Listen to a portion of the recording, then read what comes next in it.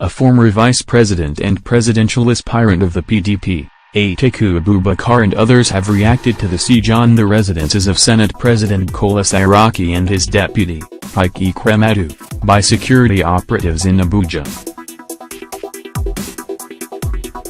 Premium Times reports that Atiku said the APC should avoid biting the fingers that gave the party victory in the last general elections. He said, "The news of the sieges on the residences of the Senate President, Bukola Saraki, and his deputy, Ike Ekweremadu, is both troubling and unsettling. No democratic nation ought to treat the leadership of its parliament like common criminals in the course of a political disagreement. I remind the powers that be that on August 31, 2013, when Senator Bukola Saraki walked out of the People's Democratic Party and began the process of joining the All Progressives Congress, there was celebration in their camps.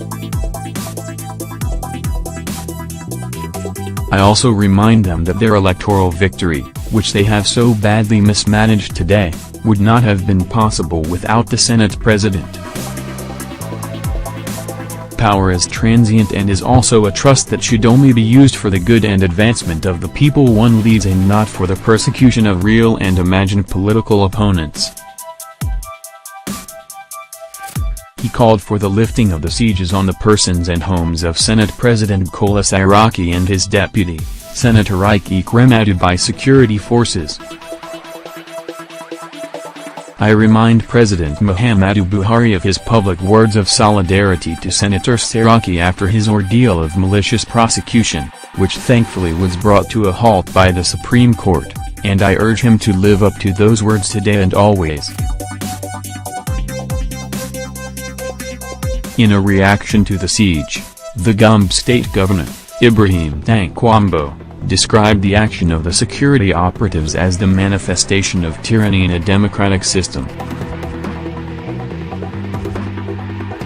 He said, "I condemn in its entirety the siege on the houses of the principal officers of the National Assembly by officers and men of the Nigerian police.